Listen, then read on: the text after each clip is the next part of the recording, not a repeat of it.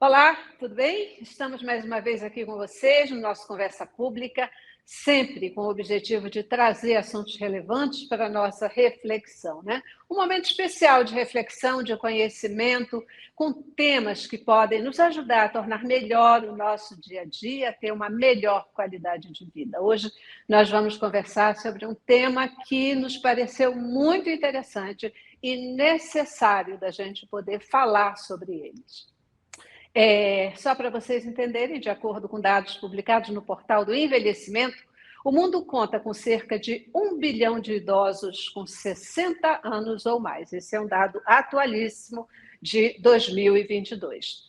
O Brasil é o sexto país com a maior quantidade de idosos. São mais de 31 milhões de pessoas idosas aqui no nosso país. Via de regra, os idosos, eles necessitam de cuidados especiais à medida que a idade avança, né?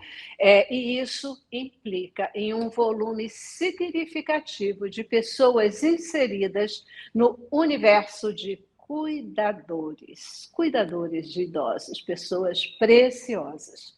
Mas vale a pena a gente refletir no seguinte: quais os impactos que estes trabalhadores enfrentam na área física e na área mental? O que deve ser feito para minimizar os prejuízos dessas pessoas? Para falar sobre esse tema importantíssimo, eu tenho o prazer de receber aqui no estúdio hoje o Dr. Rubens de Fraga Júnior, ele que é especialista em gerontologia e vai nos ajudar a entender esse tema de uma forma muito especial. Muitíssimo obrigada, Dr. Rubens, pela sua presença aqui conosco hoje. Celeste, telespectadores, eu que agradeço o convite, espero poder contribuir um pouco para o conhecimento da população em geral. Verdade. A gente está falando aí, né? O número de idosos no mundo, mais de 1 bilhão de idosos no mundo inteiro, mas mais de 31 milhões de idosos aqui em nosso país. Hoje em dia, a gente começa a falar da questão da longevidade, né? As pessoas vivem muito mais, mas a gente ainda continua considerando, né, o idoso a partir de 60 anos. Na sua avaliação, na sua análise, doutor Rubens, isso poderia já mudar um pouquinho ou ainda é completamente adequado para o nosso momento no mundo? Celeste, boa pergunta sua. Para mim é um prazer estar aqui, até pelo fato da nossa disciplina de gerontologia da Faculdade Evangélica Mackenzie do Paraná. Já há muitos anos nós vemos formando alunos com essa mentalidade gerontológica, né? A mentalidade gerontologia, estudo do envelhecimento, ela passa por a gente entender um pouco o processo de envelhecimento. Essa sua pergunta fala da idade cronológica, né? No Brasil, 60 anos é considerado idoso.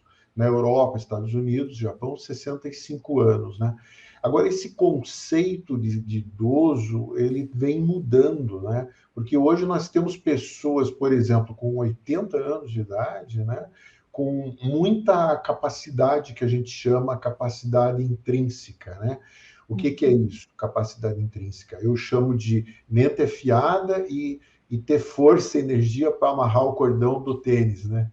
Então, a gente tem pessoas de 80 anos hoje, normalmente independentes, que não precisam de cuidadores nas 24 horas do dia. Eu tenho pacientes de 95 anos que vivem ainda sozinhos em seus apartamentos, suas casas até, cuidam de jardins, enfim. Então, esse conceito de velho, né? Na verdade, passa muito pelo preconceito, né? Velho é o nosso preconceito, às vezes, né? Verdade. Então, a gente não pode cair naquilo que a gente chama de etarismo, né? Etarismo seria qualquer tipo de ação, de ideia, de pensamento contrário, né, ao envelhecer, né? É maravilhoso envelhecer, né? Então, a gente envelhecer significa que a gente chegou lá, né? Que a gente é um vencedor, né? Então, veja, no Verdade. Brasil hoje são 35 milhões, né? E esse número vai aumentar muito nos próximos anos. Até 2040, né? Mais de 25% da população do Brasil vai ter mais de 60 anos, né? Então, Aham. o mundo vai envelhecer. No ano de 2020, 2050, nós teremos praticamente 2 bilhões da população do mundo, quer dizer, um quinto da população do mundo vai ter mais de 60 anos, né? E isso vai criar o quê? Uma série de demandas, né? Por quê? Porque o idoso, a gente precisa diferenciar um fenômeno chamado senescência de um fenômeno chamado senilidade. Certo. Senescência é o processo natural do meu envelhecimento. Todo ano lá eu faço meu aniversário, é o meu processo de senescência. Mais anos de vida, senescência. Envelhecimento celular, envelhecimento de órgãos, de tecidos, de sistemas do nosso corpo, né? A senilidade é o envelhecimento com doenças. Então, por exemplo, se eu pego uma pessoa de 80 anos que tem doença de Alzheimer ou Parkinson, ela é um paciente, uma pessoa senil. Por quê? Porque ela tem uma doença, né? Além da senescência, ela tem uma doença, né? E às vezes Uhum, as uhum. pessoas confundem doença com senescência, e não é a mesma coisa. O que acontece? Quando você tem uma doença crônica, uma doença como o Alzheimer e o Parkinson, você vai precisar de pessoas para ajudar você durante o dia. Esses são os Uhum. cuidadores. E a maior parte dos cuidadores, segundo os estudos têm mostrado, são cuidadores familiares, são cuidadores que a gente chama informais. Aham. Então, por Aham. exemplo, os cuidadores, eles trabalham mais ou menos uma jornada de 8 horas por dia, o que dá mais ou menos aí umas 44 horas semanais, e eles não recebem nada para isso, né? Na maior Uhum. parte das vezes, 80% talvez, são mulheres, né?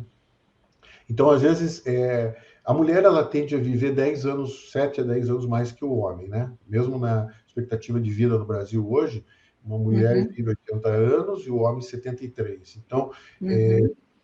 muitos homens vão ter doenças e as mulheres, as esposas, as companheiras vão acabar cuidando nas fases finais da vida desses homens. Então, uma parte Uhum. seriam mulheres, mas pode ser também filhos, podem ser outros cuidadores. Mas a Uhum. maioria dos cuidadores são cuidadores que a gente chama de cuidadores não pagos, né? São cuidadores informais não remunerados, né? E eu acho que a importância da gente estar discutindo esse tema aqui com vocês hoje, Celeste, passa por questões de sobrecarga do cuidador, tanto física quanto mental, emocional, né? Então, o Perfeito. cuidador está mais sujeito a sofrimentos, né, que a gente pode até discutir sobre isso. Aham. Doutor Rubens, a gente está falando que o Brasil tem mais, o meu número é 31, você já falou mais de 35 milhões de idosos, né? E esses idosos, na medida em que eles envelhecem com alguma dependência, eles vão precisar do suporte de cuidadores. É possível? A gente tem alguma estatística do número de cuidadores aqui no Brasil? Existe algum olhar específico, mapeamento para essas pessoas, até para que a gente possa imaginar políticas públicas voltadas para essa população de Eu cuidadores? não tenho um dado ainda, eu estava vendo ontem ainda na OCDE, mas eu não tenho dados sobre cuidadores, né? O que a gente sabe, Uhum, assim, que é bem claro, é a questão de que, à medida que a gente envelhece, a gente sofre mais de doença crônica, hipertensão, uhum, diabetes, uhum, uhum, Alzheimer, Parkinson, né? Então, você vê, uhum, cada 50% da população no Brasil de idosos, desses uhum, 35 milhões, tem pelo menos uma doença crônica. aham. 30% tem pelo menos duas doenças crônicas, uma diabetes, uma hipertensão, né? Então, à medida que você vai tendo doença crônica, né, vai surgindo a necessidade de cuidadores, né? Perfeito. Eu posso falar da doença de Alzheimer para você, ou eu tenho alguns dados. né? Aham, Doença de aham. Alzheimer, para quem não sabe, é aquela doença que o indivíduo começa com perdas de memória, né? É aquela história, não é esquecer a chave na porta, que a gente às vezes esquece, né? São lapsos, né? Mas esquecer para que serve a chave, né? Então, daí já Aham. então, as pessoas entram num comprometimento cognitivo leve, alguns anos, 3 anos, 4, 5 anos, e depois elas começam aquele esquecimento começa a comprometer. Ela não consegue mais cozinhar, deixar uma chaleira ligada no fogo, ela esquece, né, de desligar, né? Uhum, uhum. Ela não consegue mais, às vezes, lembrar que tem que escovar o dente, tomar banho, né, ou tomar remédio, né? Então, aí ele começa a necessitar de cuidadores, né, para Perfeito. supervisioná-lo.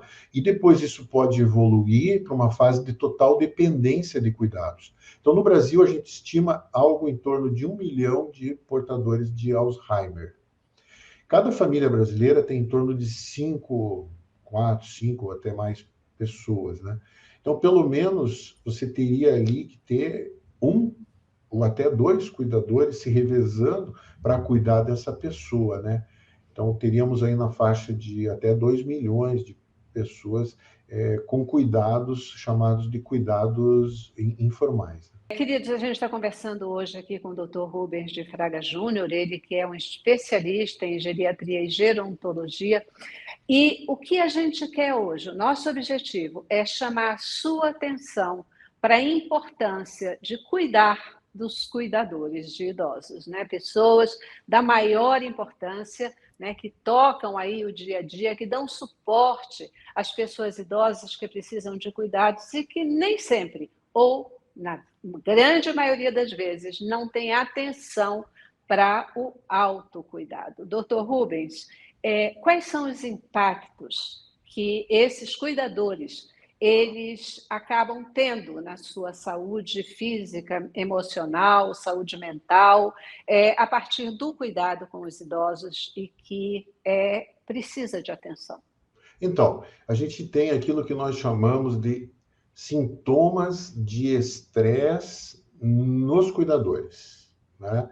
Então, começa assim com uma baixa autoestima, o sujeito começa a não ter mais um propósito de vida, né?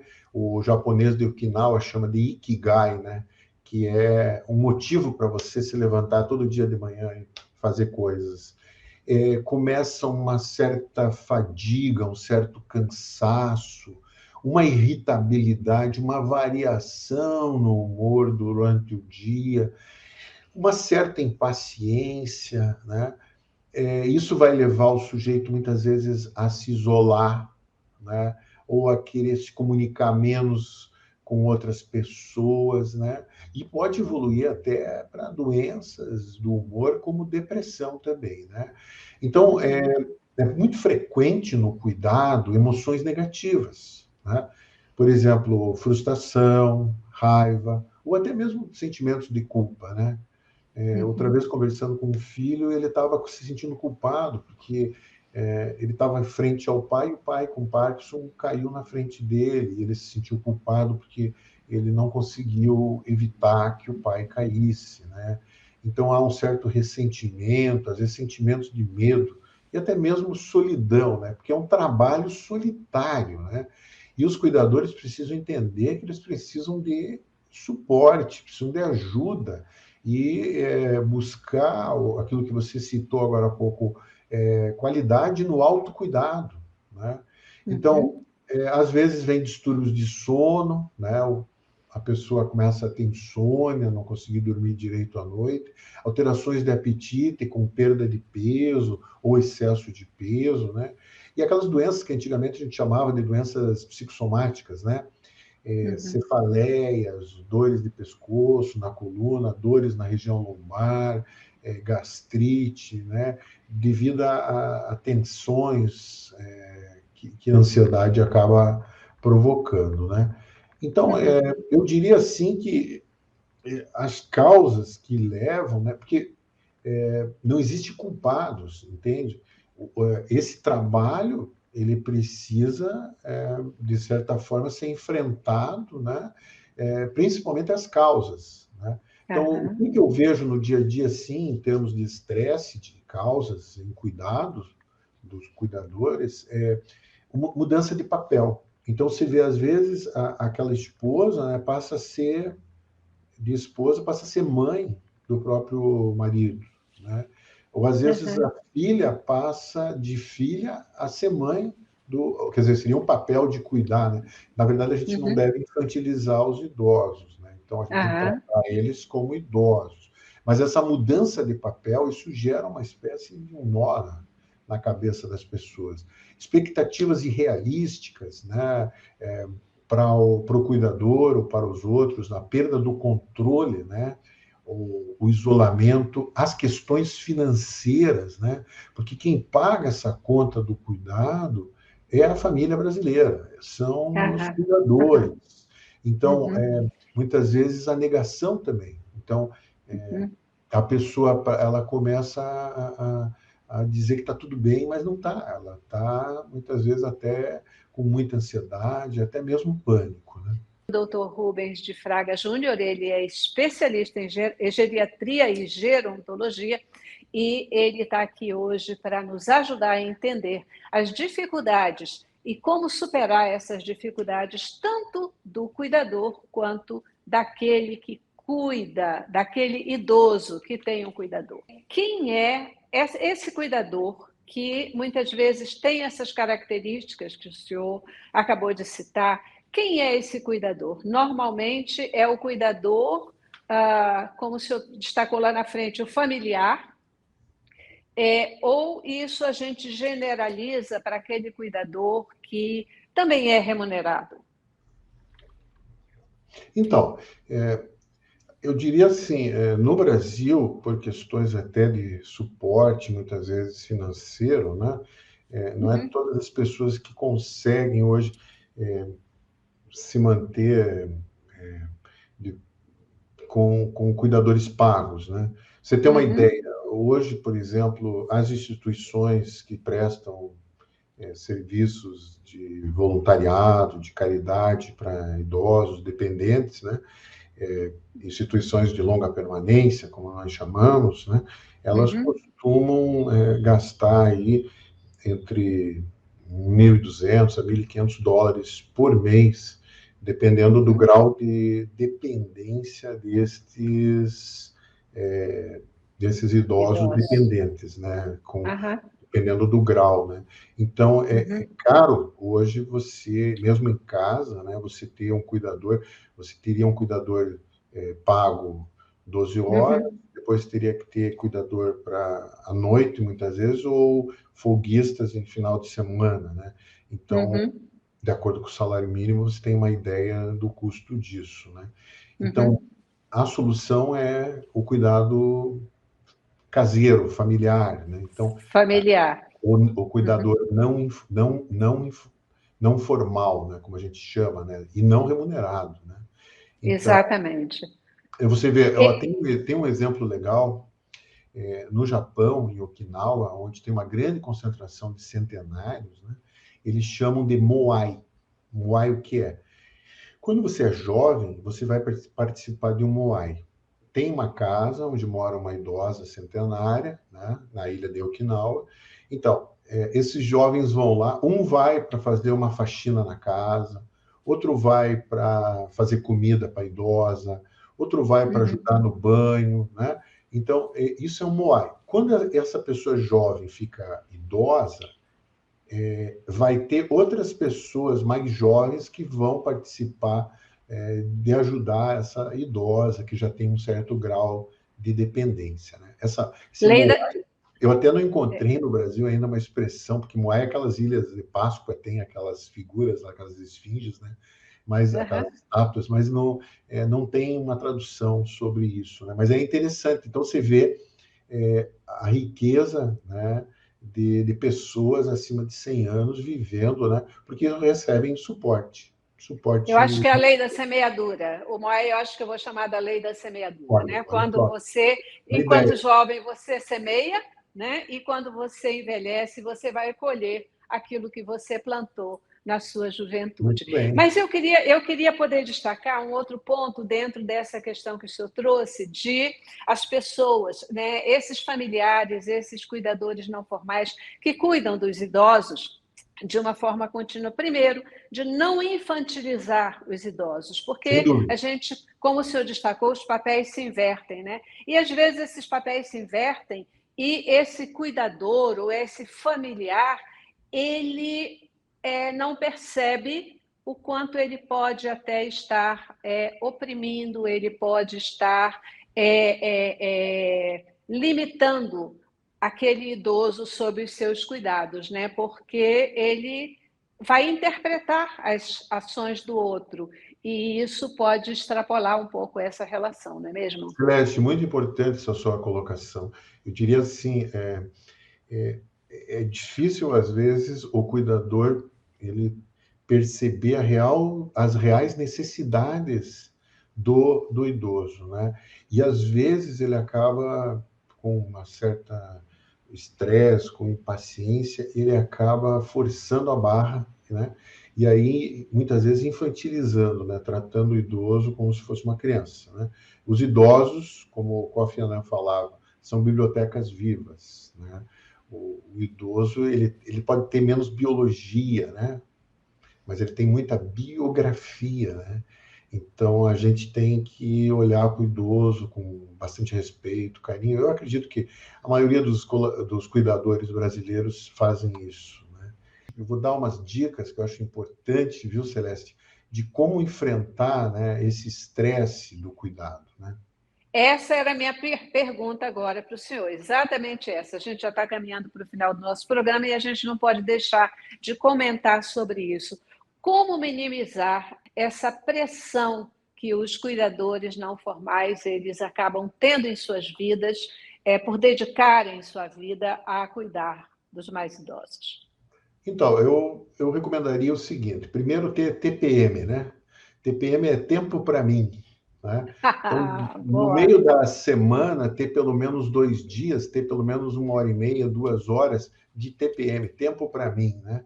Então, ali você vai procurar fazer uma caminhada, você vai se exercitar de uma forma regular, você vai relaxar, né? É, pensando em outras coisas, coisas para você mesmo, né? Uma alimentação saudável, né? Com muita verdura, legume, fruta, né? Peixe, frango, assado, grelhado, né? Bastante água, bastante líquido, né? Não usar muito refrigerante, não usar bebida alcoólica, né? Não fumar, identificar essas emoções negativas, né? Então, quando você perceber, buscar ajuda, né? Ajuda profissional, com um psicólogo ou com o próprio médico que pode, então, orientar essa pessoa, né? Buscar apoio. Então, por exemplo, no caso que eu citei, do Alzheimer, nós temos as associações, né, de Alzheimer, onde os cuidadores se reúnem, pelo menos uma vez a cada 15 dias, ou uma vez a cada mês, né? Onde tem grupos de apoio, né? Onde eles vão buscar como resolver problemas que eles enfrentam no dia a dia, né? Uhum. Tentar ser assertivo também, né? Tentar perceber os seus sentimentos e dar uma resposta à altura a eles, né? Reconhecer esses sentimentos e aceitá-los. Comunicar muitas vezes, às vezes você não tem como pagar um psicólogo, né? Mas às vezes você consegue via o sistema de saúde, um plano de saúde, se não conseguir comunicar um amigo, né? Tentar dividir, compartilhar isso com um amigo também, né? Um amigo de Aham, confiança. Perceber aham. que ninguém oferecerá ajuda a você se você não pedir, não ficar magoado com o afastamento, muitas vezes, que as pessoas têm. Quando uma pessoa fica doente, por exemplo, na doença de Alzheimer, é comum, né, as pessoas amigas, assim, acabam se afastando, né? E lembrar, né? Lembrar que você tem uma missão, né? Essa missão, ela é longa, né? Mas é realizada um dia de cada vez. O destaque aqui, na verdade, para cuidar do outro, eu preciso estar bem, né? Não posso esquecer de mim, eu preciso cuidar de mim, para estar bem, estar inteiro e poder cuidar do outro da forma mais adequada, né? Sem dúvida, Doutor Rubens de Fraga Júnior, muitíssimo obrigada pela sua presença conosco, pelas orientações, pelas instruções. O seu tchau para o nosso pessoal. Eu é que agradeço, muito obrigado a você, ao convite, aos telespectadores, né? E vamos em frente, né? A informação é sempre uma força, né? E não hesite. Se você estiver com algum sintoma que eu falei de estresse, busque ajuda. Busque ajuda profissional. Verdade. É uma mensagem poderosa e super importante. Muitíssimo obrigada ao Dr. Rubens, obrigada a você também que participou conosco no programa de hoje. Até a próxima.